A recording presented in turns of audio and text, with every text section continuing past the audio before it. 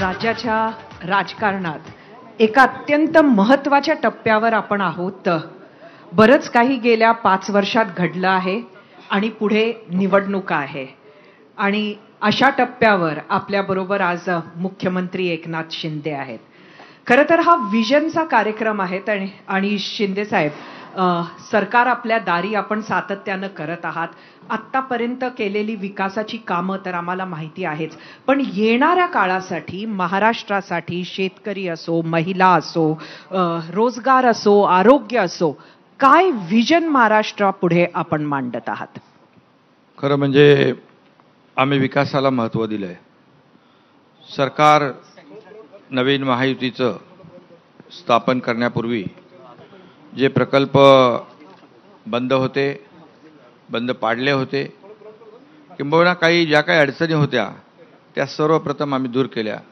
मग त्यामध्ये मेट्रो असेल, कारशेड असेल, समृद्धी असेल, इतर अनेक प्रकल्प जे आहेत या राज्यासाठी हिताचे होते आणि विकासासाठी महत्त्वाचे होते. अशा प्रकल्पांना आम्ही चालना दिली आणि सगळीकडेच आपण पाहतोय की एक विकासाची घोडदौड जोरात सुरू आहे. महाराष्ट्र एक पहिलं राज्य आहे असं मी अतिशय विश्वासाने आणि खात्रीने सांगेन की देशामध्ये सगळ्यात जास्त इन्फ्रास्ट्रक्चरचे प्रोजेक्ट महाराष्ट्रामध्ये सुरू आहेत. त्याचा अनुभव आपण घेतला असेल. MTHL अटल सेतू 22 किलोमीटरचा सिंगल लॉंगेस्ट सी ब्रिज आपण केला, जे 2 तासाचं अंतर 15 मिनिटावर. गेम चेंजर प्रकल्प आहे. थोडी पार्श्वभूमी आपल्याला मी सांगतो. समृद्धी नागपूर मुंबई बाळासाहेब ठाकरे समृद्धी महामार्ग 15-20 तासाचं अंतर 7-8 तासावर येते. अनेक प्रकल्प आहेत. मुंबईचा मिसिंग लिंक आहे. त्याचबरोबर मेट्रोचं 337 किलोमीटरचं जाळं टप्प्याटप्प्याने आपण पुढे जातोय. आज आपण मेट्रो 3 पहिला टप्पा पूर्ण करतोय 13 किलोमीटरचा. त्याचबरोबर कोस्टल हायवे करतोय.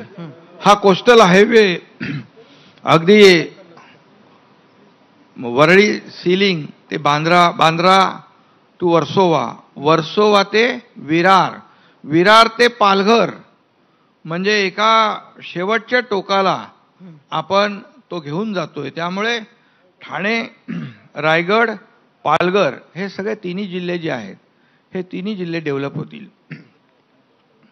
त्यामुळे आम्ही विकासाला फार महत्त्व दिलेलं आहे आणि आज पाहिलं तर पुढे देखील शेवटी विकास म्हणजे काय, सर्वसामान्याला त्याचा फायदा झाला पाहिजे. आज एक रस्ता, एक महामार्ग, फक्त महामार्ग नसतो तो पूर्णपणे गेम चेंजर असतो. जसं अटल सेतू, समृद्धी. आज समृद्धी 700 किलोमीटरचं, शेतकरी जर आज आपला शेतमाल घेऊन निघाला 3ऱ्या दिवशी पोचायचा.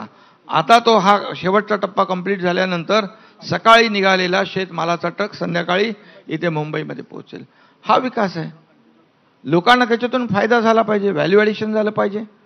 शेतकऱ्यांना जागेच्या जागी तिकडे या, आता इंडस्ट्री तिकडे जात नव्हती, का कनेक्टिव्हिटी नव्हती. म्हणून आमचा उद्देश हाच आहे, डेव्हलपमेंट जी लोकांच्या हिताची आहे आणि डेव्हलपमेंट करताना पर्यावरण पूरक, ती प्रो डेव्हलपमेंट असली पाहिजे, एन्व्हायरमेंट पूरक असली पाहिजे. आणि राज्य आमचं आपल्याला माहित आहे प्रो ॲक्टिव्ह आहे, प्रो पीपल आहे, सर्वसामान्य माणसाला मदत करणारा आहे, सर्वसामान्यांच्या जीवनामध्ये बदल कसा होईल हे पाहणार आहे. म्हणून आम्ही सुरुवातीपासून, मी एक फक्त आठवण सांगतो, मी आणि देवेंद्रजी फक्त दोघंच पहिले शपथ घेतली आम्ही, आणि पहिली कॅबिनेट आपली नियमानुसार करायची असते. त्या कॅबिनेटला तुम्ही माहिती घेतली खांडेकर साहेब, तर त्याच्यामध्ये शेतकऱ्यांचे सिंचनाचे प्रकल्प आम्ही घेतले. जे दुष्काळग्रस्त भाग आहेत तिकडे पाणी कसं वळवता येईल हे आम्ही घेतले. मराठवाडा ग्रीड, वॉटर ग्रीड बसणार म्हणजे बंद झाला होता, बंद केला होता, त्याला आम्ही ओपन केलं. जलयुक्त शिवार योजना बंद होती, ती आम्ही सुरू केली. शेतकऱ्यांच्या जीवनामध्ये बदल कसे होतील यासाठी आम्ही काम केलं. आज तुम्हाला मी सांगतो, 2.5 वर्षाच्या पूर्वीच्या काळामध्ये आणि आमच्या 1.5 वर्षाच्या काळात 120 प्रकल्प, सिंचन प्रकल्पांना आम्ही मान्यता दिली. 12 लाख हेक्टर जमीन सिंचनाखाली येणार आहे. हे शेतकऱ्यांसाठी मोठं पाऊल आम्ही उचललेलं आहे. नक्कीच. शेतकऱ्यांबद्दल तर आपण सांगितलंच. इन्फ्रास्ट्रक्चरचे प्रोजेक्ट सुद्धा आम्ही बघत आहोत, मोठ्या प्रमाणामध्ये राज्यात सुरू आहे.